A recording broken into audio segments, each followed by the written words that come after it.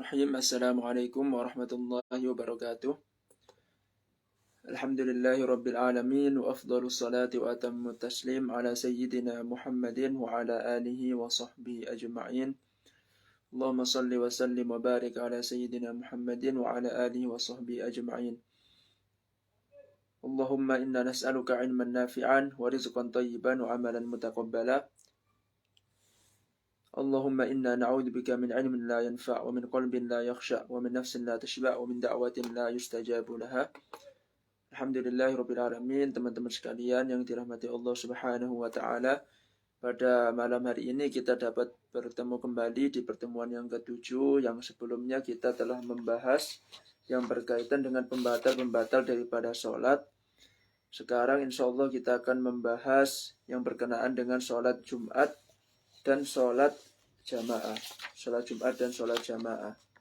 Teman-teman sekalian yang dirahmati Allah Subhanahu wa taala, sebelum kita mulai, sebaiknya kita berdoa kepada Allah Subhanahu wa taala agar supaya Allah Subhanahu wa taala melimpahkan rahmatnya, mengampuni segala dosa para guru-guru kita, kemudian memberkahi guru-guru kita, kemudian semoga Allah Subhanahu wa taala memberikan ganjaran surga bagi penulis kitab Ar-Risalatul Jami'ah,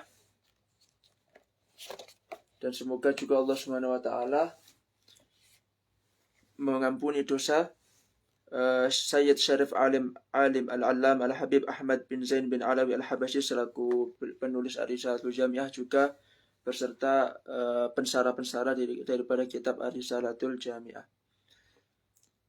Oke teman-teman sekalian yang dirahmati Allah Subhanahu wa taala, silakan Ustaz Acep, Mas Acep silakan. Monggo.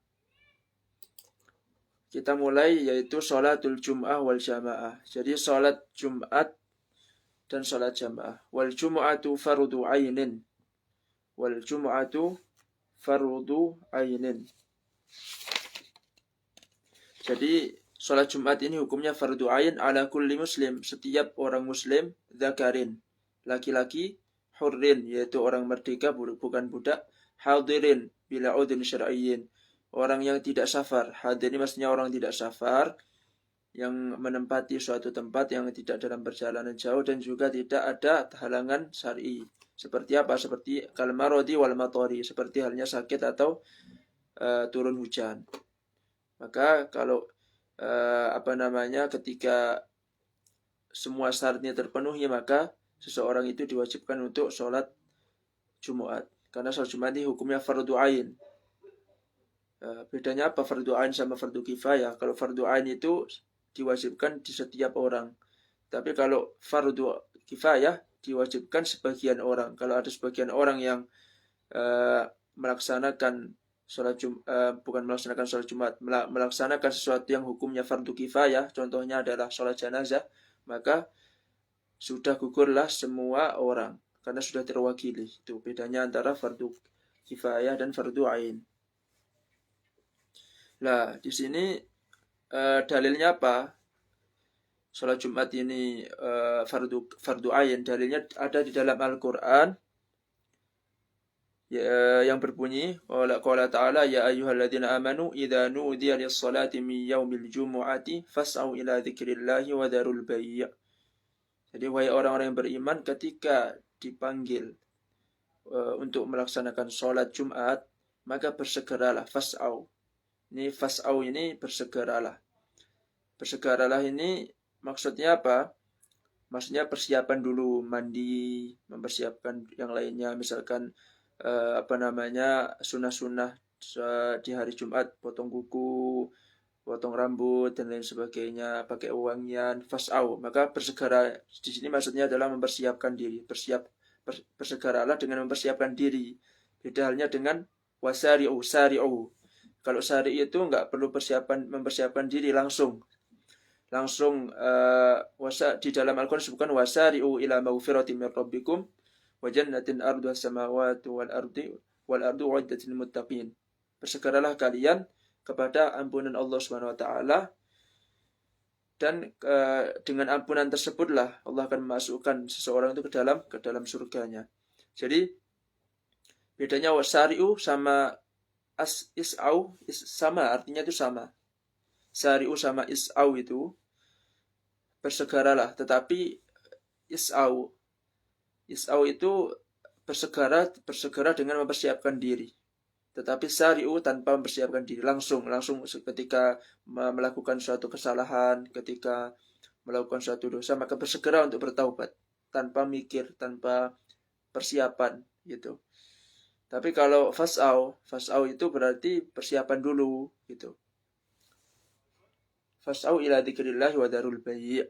Maka bersegeralah kalian untuk berzikir kepada Allah dan tinggalkanlah jual beli gitu. Nah, kenapa kok dinamakan Yaumul Jumu'ah? Kenapa dinamakan hari Jumat? Karena hari Jumat ini berkumpulnya seluruh kebaikan, ya, berkumpul. Apa artinya berkumpul dalam bahasa Arab kan? Jam'a yajma'u. Jam'an. Nah, ini masdarnya adalah jam'an. Nah, al-jumu'atu artinya adalah berkumpulnya semua kebaikan di hari Jumat. Makanya menurut para ulama, hari yang paling utama dan malam yang paling utama adalah hari Jumat dan malam Jumat. Itu yang paling utama di antara hari-hari yang lainnya. Lah kata ulama Syafi'i ya, menurut mazhab Syafi'i, hari-hari yang paling mulia dalam satu tahun itu pertama, nomor satu adalah Yaum Arafah. Yang pertama adalah hari Arafah. Kapan itu hari Arafah? Hari Arafah itu tanggal 9 Dzulhijjah. Tanggal 9 Dzulhijjah. Jadi tanggal 9 Dzulhijjah atau satu hari sebelum Idul Adha. Idul Adha kan tanggal 10 Dzulhijjah. Berarti hari Arafahnya tanggal 9 Dzulhijjah. Itu sebaik-baik hari. Kemudian setelah itu urutan kedua adalah hari Jumat. Urutan ketiga baru Idul Adha, hari Idul Adha. Kemudian yang keempat adalah hari Idul Fitri. Jadi hari Jumat ini mengalahkan keutamaannya hari Idul Fitri dan Idul Adha. Apalagi kalau Idul Adha dan Idul Fitri ini dilaksanakan berbarengan dengan hari Jumat. Itu lebih double lagi keutamaannya. Kemudian, nah itu tadi hari. Kalau sebaik-baik malam itu kapan? Sebaik-baik malam menurut mazhab Syafi'i, menurut Syafi'iyah, yaitu ulama-ulama kalangan Syafi'iyah, yaitu malam di mana Nabi Muhammad SAW dilahirkan. Ada yang mengatakan 12 Rabiul Awal, ada yang mengatakan selainnya. Intinya malam di mana Nabi Muhammad SAW dilahirkan itu adalah semulia-mulianya malam. Setelah itu baru malam Lailatul Qadar. Malam Lailatul Qadar urutan kedua. Kemudian urutan ketiga apa? Baru malam Jumat. Jadi malam Jumat itu urutan ketiga. Urutan yang keempat adalah malam Isra Mi'raj. Malam Isra Mi'raj. Malam Isra Mi'raj. Ketika Nabi Muhammad SAW berisra dari Masjidil Haram ke Masjidil Aqsa. Itu namanya malam Isra. Nah ini berkenaan dengan umat Nabi Muhammad SAW. Tetapi kalau berkenaan dengan Nabi Muhammad SAW, dengan zatnya Nabi Muhammad SAW, maka malam yang paling utama bagi beliau adalah Isra, malam Isra, yaitu malam ketika Nabi Muhammad SAW itu bertemu langsung menghadap Tuhannya. Itu. Kemudian di dalam hadis disebutkan bahwasanya al-jum'atu haqqun wajibun ala kulli muslim fi jama'atin illa arba'ah abdun mamlukun aw imra'atun aw sabiyyun aw maridun. Jadi sholat Jumat itu diwajibkan di setiap muslim. Diwajibkan setiap muslim secara berjamaah. Jadi kalau Jumatan tetapi nggak secara berjamaah sendiri misalkan di rumah, maka tidak sah Jumatannya. Makanya syarat sahnya Jumatan itu, sholat Jumat adalah berjamaah, nggak boleh sendiri. Berbeda dengan sholat duhur misalkan. Sholat duhur, sholat sendiri sah, karena tidak tidak mensyaratkan berjamaah. Kalau sholat Jumat adalah wajib hukumnya untuk berjamaah. Kecuali 4 orang yang tidak wajib untuk sholat Jumat. Yang pertama adalah budak, seorang budak. Kemudian yang kedua adalah perempuan. Yang ketiga adalah sobi, yaitu belum balik, anak kecil yang belum balik. Kemudian yang keempat adalah yang sakit, orang yang sakit. Nah, nanti bakal kita detailkan bagaimana batasan-batasan orang yang sakit. Apakah dengan sakit yang ringan sudah menggugurkan kewajiban Jumat atau tidak, gitu. Kemudian wala jum'ata ala man fihi riqqun wala ala imra'atin wala ala sabiyyin wa junub wa mughma alaihi. Jadi enggak diwajibkan juga sholat Jumat kepada siapa? Kepada orang yang rikun, yaitu budak, kemudian perempuan, kemudian khuntha. Khuntha itu apa? Khuntha itu orang yang banji.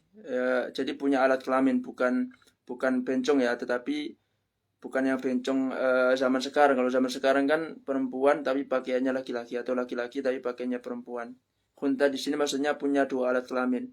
Nah, orang yang punya dua alat kelamin ini belum jelas lebih dominan yang mana, maka itu tidak diwajibkan sholat Jumat. Atau orang yang sedang pingsan, tidak diwajibkan untuk sholat Jumat. Kemudian juga tidak diwajibkan bagi musafir yang mana tujuan safarnya ini diperbolehkan di dalam syariat. Misalkan tujuan safarnya untuk menuntut ilmu atau tujuan safarnya untuk silaturahim, maka tidak diwajibkan untuk sholat Jumat. Tetapi beda halnya ketika tujuan safarnya itu untuk maksiat, misalkan untuk naudzubillah untuk berzina atau untuk minum khamar, maka sholat rukhsah untuk tidak sholat Jumat ini tidak ada. Dia tetap diwajibkan untuk sholat Jumat. Dan orang yang safar untuk tujuan maksiat itu tidak ada rukhsah qashar sholat, tidak ada juga rukhsah jamak sholat. Semua rukhsah di dalam Islam tidak diperbolehkan bagi orang yang safar dengan tujuan maksiat, gitu. Tetapi ketika misalkan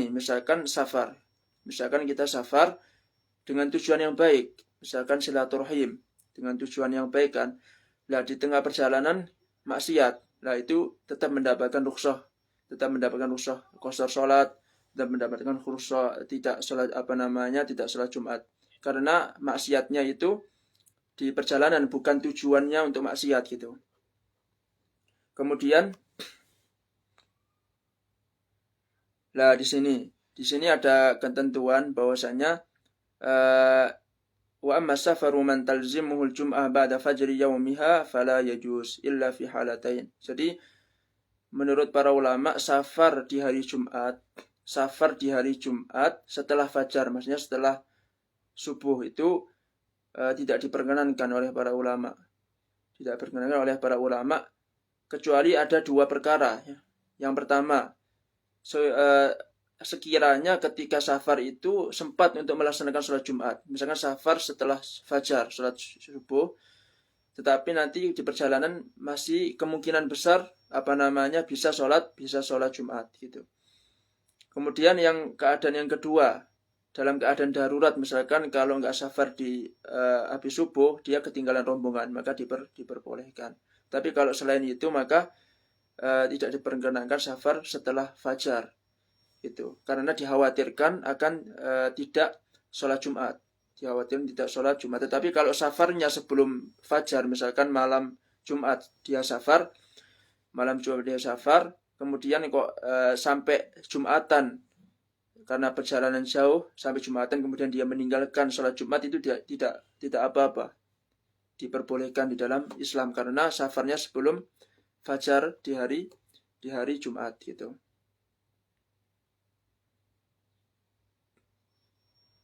Kemudian terus tidak diwajibkan juga bagi orang yang sakit.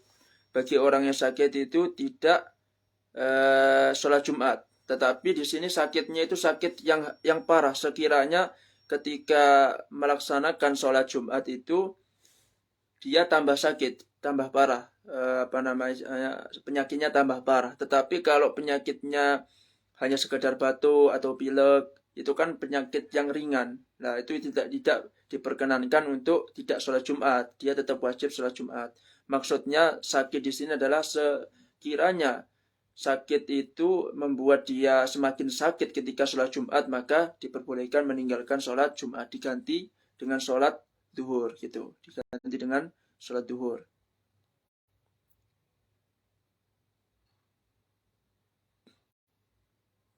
Kemudian misalkan juga penyakitnya itu nggak parah, misalkan kayak diare. Misalkan kayak diare kan penyakitnya nggak terlalu parah kan. Tetapi sekiranya nanti ketika di pertengahan khutbah dia itu mohon maaf misalkan mencret, itu kan mengganggu sekali. Dia harus istinja, harus wudhu lagi kan. Nah, kalau sekiranya mengkhawatirkan seperti itu, memudorotkan diri sendiri dan orang lain, maka boleh tidak Jumatan. Tetapi kalau sekiranya bisa ditahan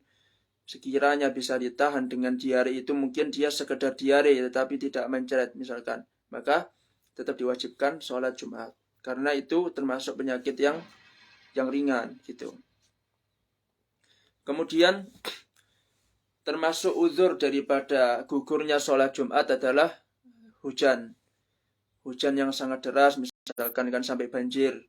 Maka itu gugur kewajiban sholat Jumat. Atau turun salju di tempat-tempat yang di Eropa misalkan kan saljunya sangat lebat. Ketika waktu tertentu turun salju yang sangat tebal, maka diperbolehkan tidak sholat Jumat.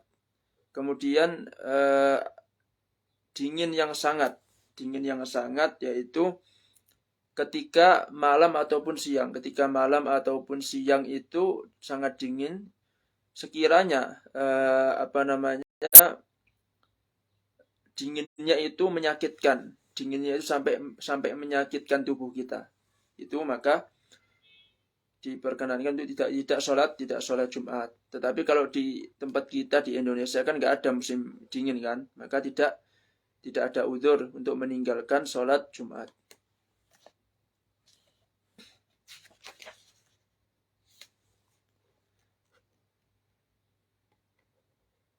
Wa min syurutil jum'ati al-khutbatani. Syarat Jumat itu khutbatani, yaitu 2 khutbah. Ya, ini kita masuk ke syarat Jumat. Jadi syarat Jumat ini adalah 2 khutbah. Nah, kita sudah pernah kita sampaikan ya, bedanya syarat sama rukun. Kalau syarat itu di luar pekerjaan, kalau rukun itu di dalam pekerjaan. Nah, di sini syarat Jumat itu adalah khutbah. Syarat Jumat adalah khutbah. Dan rukun daripada khutbah. Ya, kita masuk satu persatu. Rukun daripada khutbah. Kalau di dalam mazhab Syafi'i, rukun daripada khutbah itu ada 5. Wa arkanuhuma, maksudnya wa arkanuhuma ini dan rukun keduanya, kedua khutbah. Khutbah pertama dan khutbah kedua. Jadi rukun khutbah pertama dan rukun khutbah kedua, itu maksudnya. Yang pertama, alhamdulillahi ta'ala, yaitu bertahmid kepada Allah Subhanahu wa taala. Bertahmid kepada Allah Subhanahu wa taala di khutbah yang pertama dan yang kedua gitu. Boleh juga pakai lafaz alhamdulillah, boleh juga pakai lafaz misalkan hamdan lillah, yaitu hamdan lillah boleh juga, atau pakai lafaz fa'il, misalkan ana hamidunillah juga diperbolehkan. Yang penting ada kata-kata hamdunnya. Kata-kata hamdunnya gitu. Tetapi nggak boleh misalkan kata-kata alhamdu diganti asyukrulillah, nggak boleh, karena alhamdu sama asyukru itu beda pengertian. Jadi harus pakai alhamdu, mau itu pakai fiil, fa'il atau pakai masdar itu diperbolehkan, yang penting alhamdu. Ada kata-kata hamdunya ini.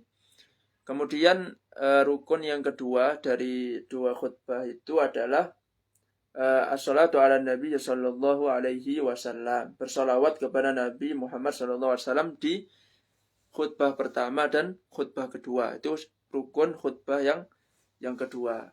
Nah, bagaimana salawatnya? Salawatnya bebas. Salawatnya bebas. Dalam mazhab Syafi'i salawatnya bebas, boleh pakai Allahumma sholli ala Muhammad atau Allahumma sholli ala Sayyidina Muhammad, boleh juga pakai Sayyidina.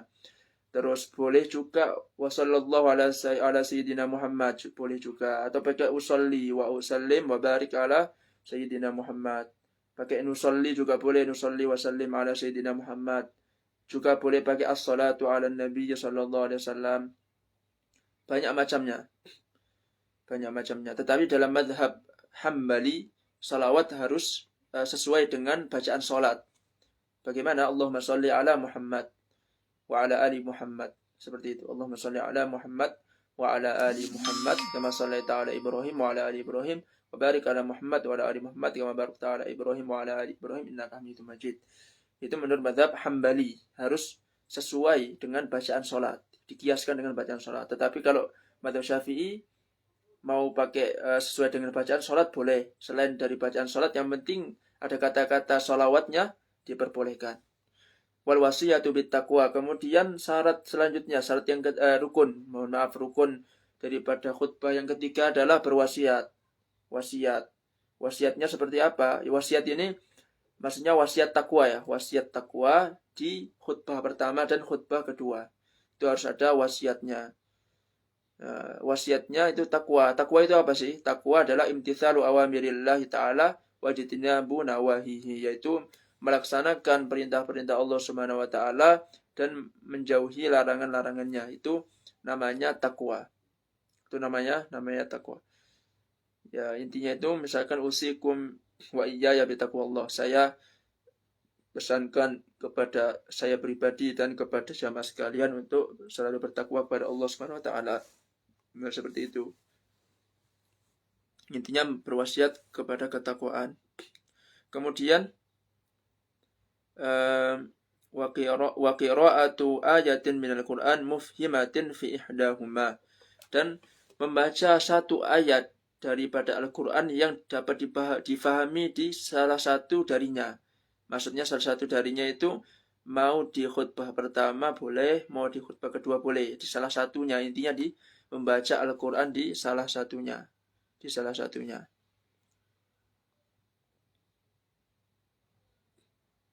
Tetapi yang paling utama membaca satu ayatnya itu di akhir khutbah yang pertama, itu yang paling utama. Litakuna min qabli du'a ila khutbah wa khurujan min khilaf min awjab qira'at al-ayah fil ula. Nah, kenapa yang paling utama itu di akhir khutbah yang pertama? Itu untuk keluar daripada khilaf yang ada salah satu mazhab yang mewajibkan membaca ayat itu di khutbah yang pertama. Makanya khurujan minal khilaf, yaitu keluar daripada khilaf supaya lebih aman gitu. Wala yakfi qira'at ba'd ayah wa in tala al-ba'd wa afhim 'inda Ibnu Hajar wa dhahaba Ramli ila iktifai bi qira'i ba'd ayah bi syarti ay yakuna mufhiman. Nah, ada perbedaan pendapat antara Ibnu Hajar dan Ramli. Kata Imam Ibnu Hajar, membaca satu ayatnya itu harus full dan harus dapat dipahamin. Sedangkan Imam Ar-Ramli itu cukup sebagian ayat, maksudnya nggak full satu ayat nggak apa-apa, yang penting dapat dipahamin. Ya. Imam Ibnu Hajar dan Imam Ar-Ramli ini adalah salah satu al-muharrar di dalam mazhab Syafi'i. Apa itu al-muharrar? Al-muharrir, bukan al-muharrar ya. Al-muharrir di dalam mazhab Syafi'i. Al-muharrir itu bahasa gampangannya pengedit lah. Bahasa gampangannya mujtahid. Orang yang punya otoritas untuk berijtihad di dalam mazhab Syafi'i. Itu dua ulama itu. Muharrir yang kedua, beliau berdua ini muharrir yang kedua. Muharrir yang pertama adalah Imam Nawawi dan Imam Ar-Rafi'i. Muharrir yang kedua baru Ibnu Hajar Al-Haytami ya, bukan Ibnu Hajar Al-Asqalani yang mensyarah kitab Sahih Bukhari, bukan. Ini beda lagi. Ibnu Hajar Al-Haytami sama Imam Ar-Ramli, Imam Ar-Ramli. Itu muharrir yang kedua. Itu kalau kita baca kitab mazhab Syafi'i banyak ditemukan mereka berdua ini. Ibnu Hajar, Ibnu Ar-Ramli kayak gitu.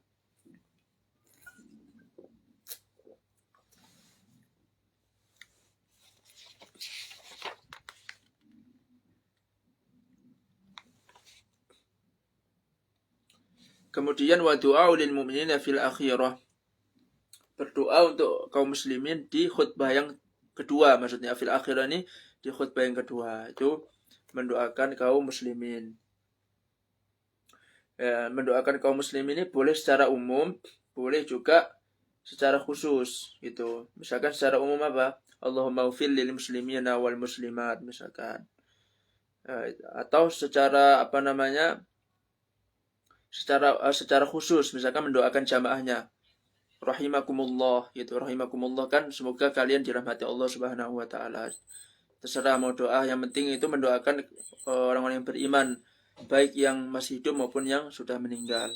Itu termasuk rukun daripada khutbah, dua khutbah. Lah, perlu dicatat teman-teman, di sini ada perbedaan pendapat tentang rukun khutbah ini, ada perbedaan pendapat di kalangan 4 madhab.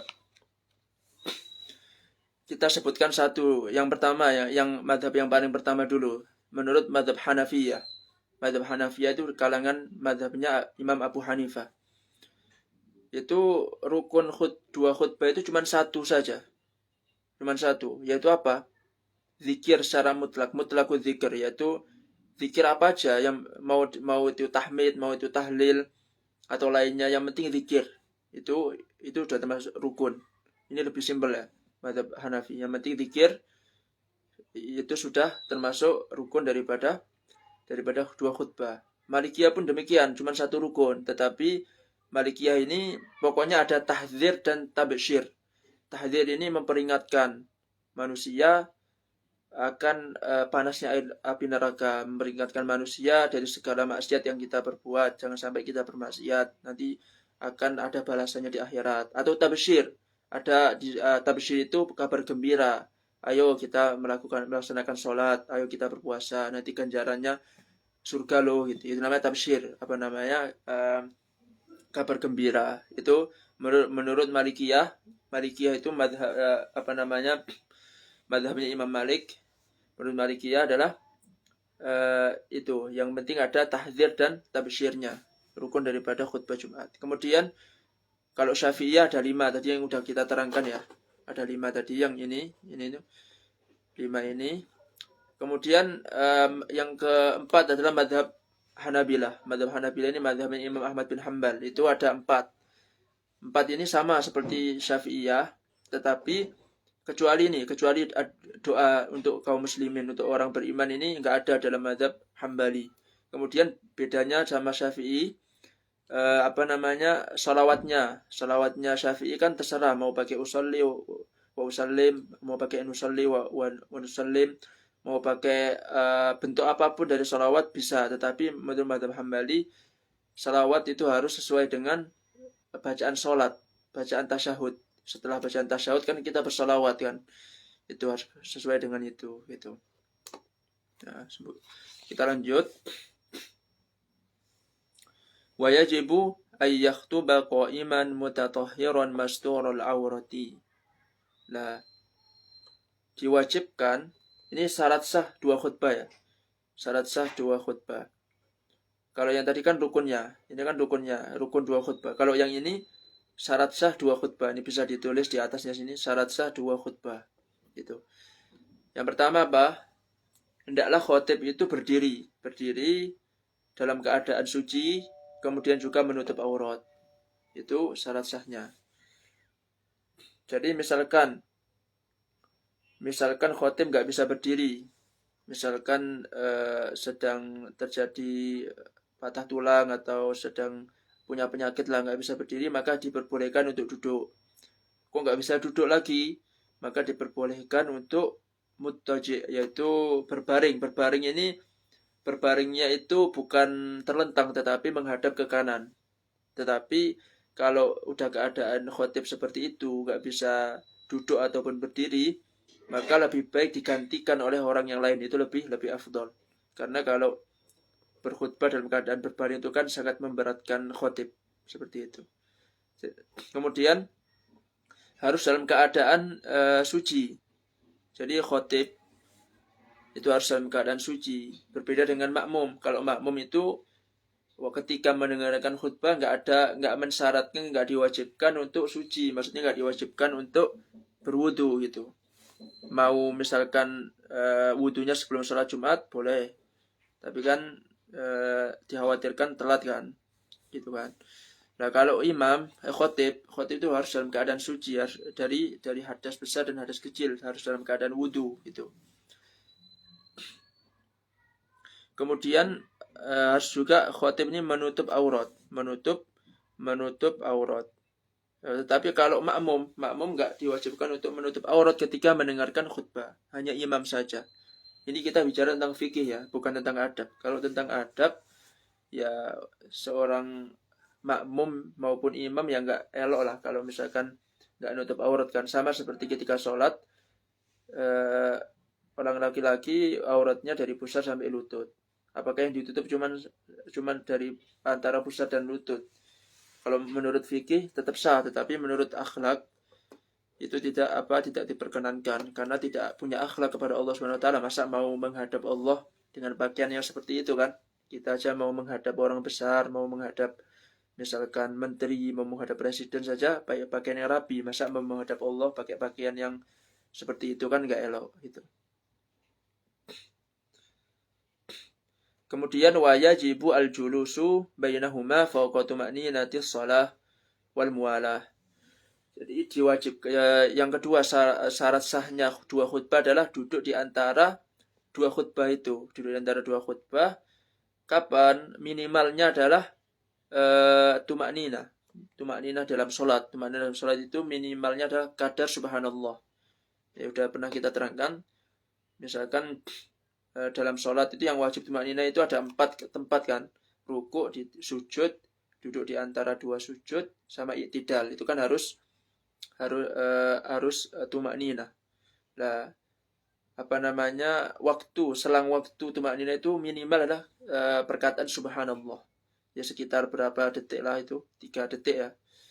Kalau kita hitung-hitung. Nah, makanya nggak boleh duduknya itu misalkan imam duduk langsung berdiri lagi itu nggak boleh. Maka harus tumaknina dulu, duduk tumaknina, beri kesempatan makmum untuk berdoa karena bagi makmum itu waktu yang sangat mustajab itu antara dua khutbah, itu bagi makmum. Bagi imam pun demikian, tetapi kalau imam disunnahkan untuk membaca surat Qul huwallahu ahad ketika duduk di antara dua khutbah. Sedangkan makmum itu yaitu yang mendengarkan itu disunahkan untuk berdoa karena salah satu doa yang mustajab adalah ketika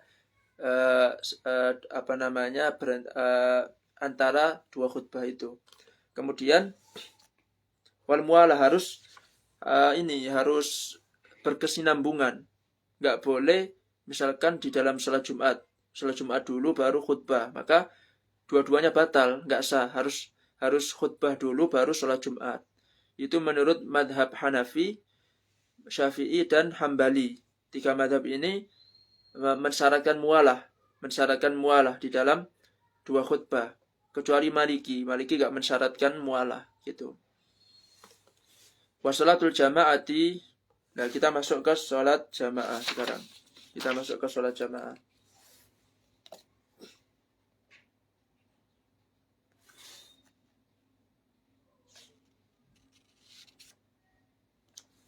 kita masuk ke sholat jamaah, kita tambah dulu syarat sah dua khutbah.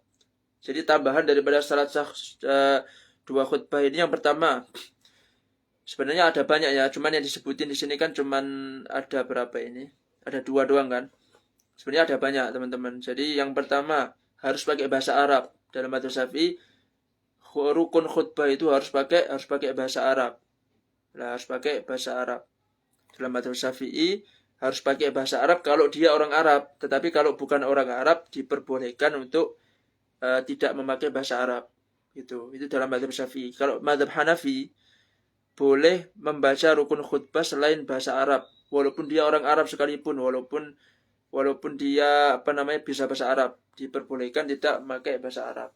Menurut madzhab Maliki tidak boleh memakai bahasa selain bahasa Arab di dalam rukun khutbah. Misalkan alhamdulillahirabbil alamin diganti segala puji bagi Allah. Itu enggak boleh menurut madzhab Maliki secara mutlak. Kalau misalkan di dalam suatu daerah enggak ada yang bisa bahasa Arab, enggak ada yang bisa baca Quran, maka gugurlah sholat Jumatnya, diganti sholat duhur. Itu. Kalau menurut madzhab Hambali tidak boleh kalau mampu berbahasa Arab. Jadi kalau mampu berbahasa Arab, dia harus pakai bahasa Arab gitu. Tapi kalau nggak mampu, maka dia harus berkhutbah dengan bahasa Arab semampunya.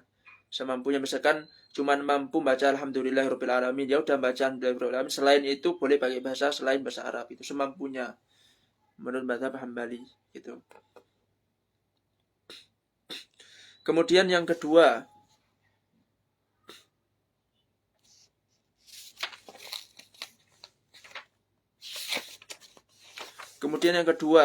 hendaklah yang mendengarkan khutbah itu berjumlah 40. Nah, itu syaratnya. Syarat dalam mazhab Syafi'i itu harus 40 orang.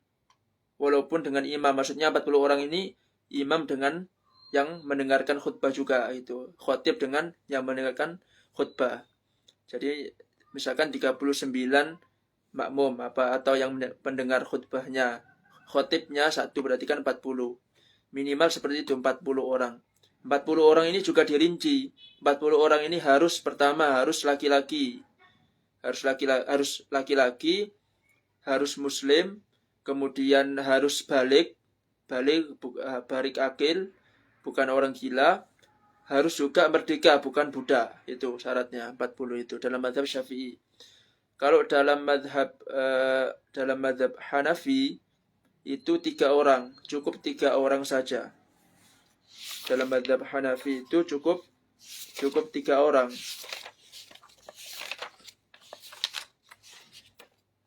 Cukup 3 orang pendengar khotibnya itu. Kalau dalam mazhab Maliki itu 12 orang. 12 orang. Kalau dalam mazhab Syafi'i dan Hambali 40 orang. Itu ya. Mazhab Hanafi 3 orang. Pendengar khutbahnya harus 3 orang minimal. Kalau mazhab Maliki minimal pendengar khutbahnya adalah 12 orang. Kalau mazhab Syafi'i dan mazhab Hambali harus 40 orang. Itu.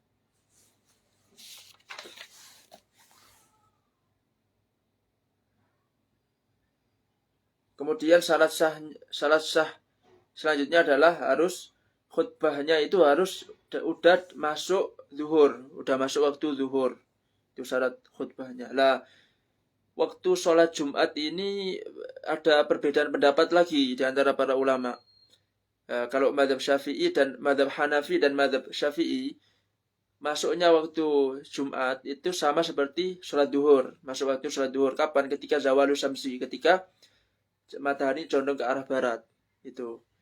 Nah, terakhir waktu sholat Jumat itu ya sama seperti sholat duhur sampai asar. Nah, tetapi dalam mazhab Maliki, waktu pertama kali masuk sama seperti mazhab Hanafi dan mazhab Syafi'i, yaitu masuknya waktu duhur. Tuh, masuk waktu duhur itu sudah mulai masuk juga waktu sholat Jumat.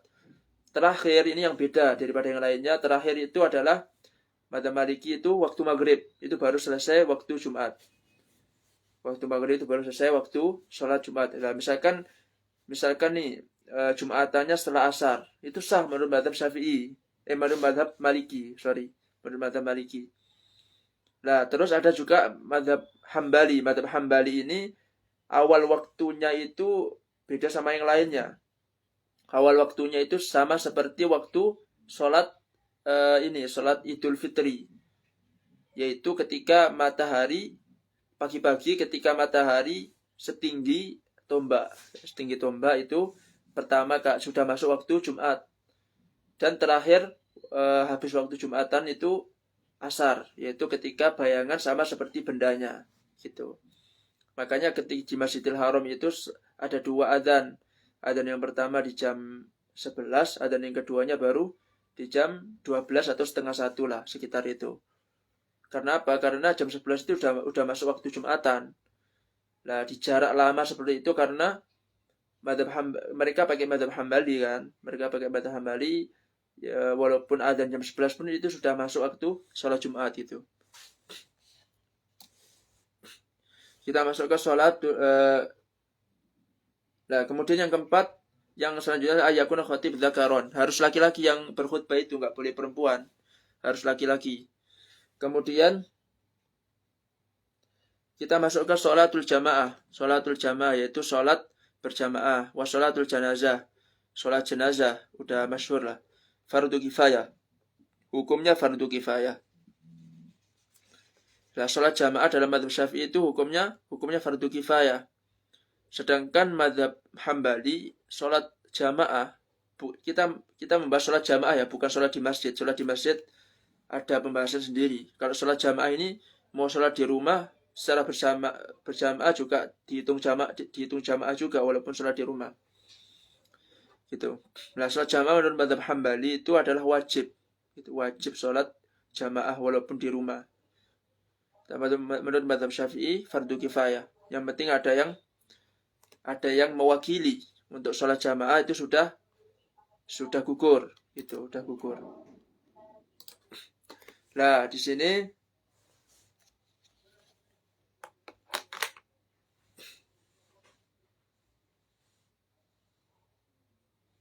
وقد ذكر المؤلف فرضين من فرض الكفاية. الأول أداء الصلوات المكتوبة في جماعة على رجال المكلفين الأحرار المقيمين غير المعذور. Nah, sholat jamaah ini hukumnya fardu kifayah untuk siapa? Pertama untuk orang yang laki-laki. Syaratnya adalah laki-laki. Dihukumin fardu kifayah syaratnya adalah laki-laki. Kemudian sudah balik akil balik. Sudah akil balik. Kemudian orang yang merdeka, bukan budak. Kemudian juga orang yang mukim, artinya orang yang tidak mengadakan safar. Maka itu dihukumin fardu kifayah.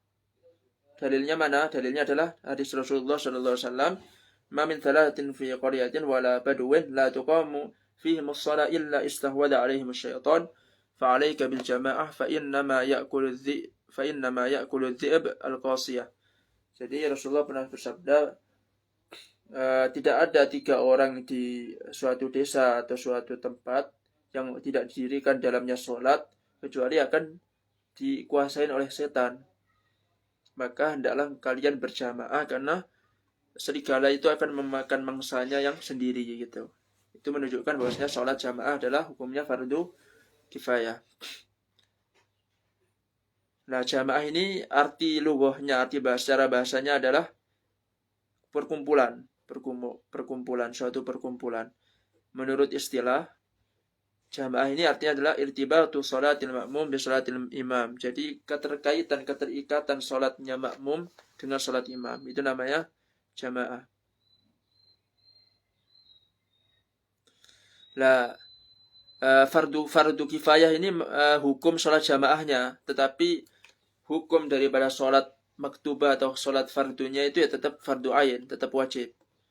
Sholat duhur, sholat asar, sholat maghrib, isya sama subuh itu tetap hukumnya fardu ain. Setiap orang wajib melaksanakannya. Fardu kifayah ini hukum sholat secara berjamaahnya saja. Nah, sholat jamaah ini ada hukumnya masing-masing. Ada sesuai dengan keadaan. Misalkan hukum sholat berjamaah ini bisa menjadi fardu ain ketika kapan? Ketika Jumatan. Ketika sholat Jumat itu fardu ain, hukum sholat berjamaah. Kemudian sholat waqad takunu sunnah. Sholat berjamaah ini juga disunnahkan. Dalam keadaan kapan? Misalkan dalam sholat jenazah itu disunnahkan berjamaah. Sholat Idul Fitri dan Idul Adha disunnahkan sholat secara berjamaah. Sholat tarawih disunahkan juga secara berjamaah. Kemudian sholat witir Ramadan, kan dalam mazhab Syafi'i 15 hari terakhir di bulan Ramadan itu disunahkan untuk berwitir. Disunahkan untuk sholat witir Ramadan. Witir Ramadan disunahkan untuk berjamaah. Kemudian disunahkan juga ketika sholat gerhana matahari dan bulan, disunahkan berjamaah. Kemudian sholat meminta hujan atau istisqa disunahkan juga secara berjamaah. Kemudian juga diperbolehkan sholat berjamaah itu kapan? Hukumnya mubah. Kapan? Ketika sholat rawatib. Ketika sholat rawatib, misalkan qobliyah atau ba'diyah itu hanya sekedar diperbolehkan sholat berjamaah. Gitu. Boleh berjamaah, boleh juga sendiri. Kemudian sholat jamaah itu juga dimakruhkan. Kapan? Dalam keadaan kapan sholat jamaah itu dimakruhkan? Ketika kama fil ada'i khalfal qadha' wa aksuhu. Contohnya misalkan imamnya mengqadha' salat tetapi makmumnya enggak mengqadha' adaan gitu. Atau imamnya adaan, makmumnya qadha'an niatnya. Sudah beda niat, maka itu makruh untuk berjamaah. Juga sholat berjamaah ini bisa jadi dalam keadaan tertentu hukumnya menjadi haram ketika kapan? Ketika idza ikhtalafa nadhmu salatil imam an salatil ma'mum.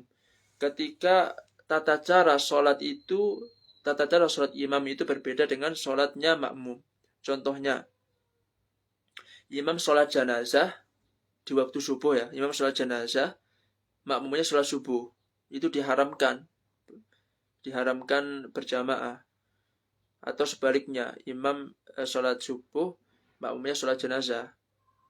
Maka dalam keadaan tertentu bisa menjadi haram sholat berjamaah karena perbedaan tata cara sholatnya. Tetapi ketika sama tata cara sholatnya, misalkan imamnya sholat asar, makmumnya sholat duhur, misalkan lagi safar gitu kan, belum sempat sholat duhur, pas ke masjid sudah sholat asar imamnya, boleh mengikuti imam dengan niatan sholat duhur karena tata cara sholat asar dan tata cara sholat duhur itu sama gitu, sama-sama 4 rakaat, sama-sama nggak ada takbir tambahan. Kemudian sholat jenazah, disyariatkannya sholat jenazah itu karena ada hadis Rasulullah SAW yang berbunyi sallu ala sahibikum, sholatlah kalian kepada untuk teman kalian, maksudnya untuk teman kalian yang sudah meninggal. Kemudian kita masuk ke rukun sholat jenazah. Rukun-rukun sholat jenazah. Sini nggak sebutkan ya teman-teman di matan ini karena matan yang sangat ringkas. Kita harus menengok ke syarahnya. Nah, rukun sholat jenazah itu ada 7 ya. Menurut mazhab Syafi'i, rukun sholat jenazah itu ada 7. Yang pertama adalah niat. Bagaimana niatnya? Niatnya nawaitu sholata ala hadzal mayyit. Saya niat sholat untuk mayit ini gitu.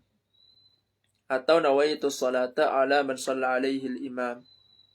Atau bisa juga niatnya saya niat sholat untuk orang yang disolatkan imam gitu, juga boleh.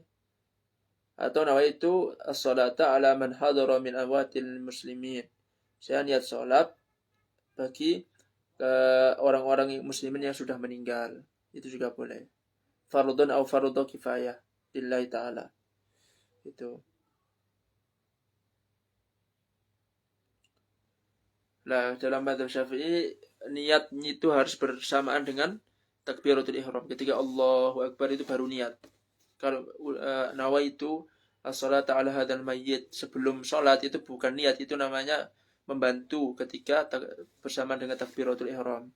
Nah, tetapi sebagian orang itu kesusahan untuk berniat berbarengan dengan takbiratul ihram, diperbolehkan untuk bertaklid kepada jumhur ulama, yaitu niatnya sebelum takbiratul ihram, itu diperbolehkan.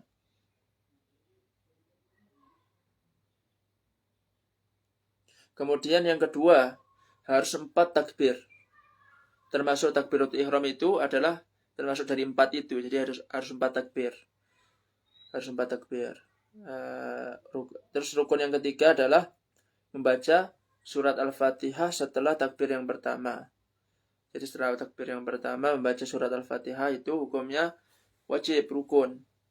Kemudian yang keempat, rukunnya adalah harus bersalawat kepada Nabi SAW setelah takbir yang kedua. Nah, salawatnya ini sama seperti salawat ketika tasyahud. Allahumma sholli ala Muhammad wa ala ali Muhammad, dan seterusnya. Kemudian yang kelima adalah mendoakan si mayit. Kalau misalkan si mayitnya ini laki-laki, ya minimal lah Allahumma ghfir lahu, itu minimal. Atau rahimahullahu. Kalau misalkan perempuan, Allahumma ghfir laha, atau rahimahallah gitu. Kemudian yang keenam, rukun daripada salat jenazah adalah dalam keadaan berdiri kalau dia mampu. Kalau misalkan nggak mampu, boleh dengan duduk. Sama seperti sholat lah. Sama seperti sholat biasa, kalau nggak mampu berdiri ya duduk. Nggak mampu duduk ya dengan berbaring, bukan terlentang ya. Berbaringnya itu menghadap menghadap ke kanan seperti ini. Kalau nggak bisa berarti terlentang, kalau nggak bisa juga dengan isyarat. Ya, sama seperti sholat biasa. Kemudian yang ketujuh adalah salam. Di takbir yang keempat. Setelah takbir yang keempat, salam. Itu rukun daripada sholat jenazah. Nah, menurut Imam Ibnu Hajar disunahkan wa barakatuhu. Assalamualaikum warahmatullahi wabarakatuh. Ada tambahan wa barakatuhunya. Tetapi menurut Imam Ar-Ramli cukup assalamualaikum warahmatullahi, nggak ada wa barakatuh. Boleh terserah mau pakai yang mana. Ya mungkin cukup sekian teman-teman yang dapat kami sampaikan. Ini alhamdulillah kita udah hampir sejam membahas tentang sholat Jumat dan sholat jamaah. Insyaallah di kesempatan berikutnya kita membahas tentang sholat-sholat yang disunnahkan. Kemudian baru kita masuk ke bab puasa karena kebetulan kita mau puasa. Wassallallahu ala sayyidina Muhammad wa ala alihi washabihi ajma'in walhamdulillahi rabbil alamin. Kita buka sesi tanya jawab bagi teman-teman yang mungkin ada pertanyaan, silakan. Saya mungkin tanya. Monggo Mas Acep. Bismillahirrahmanirrahim. Assalamualaikum warahmatullahi wabarakatuh. Waalaikumsalam warahmatullahi wabarakatuh. Pertama saya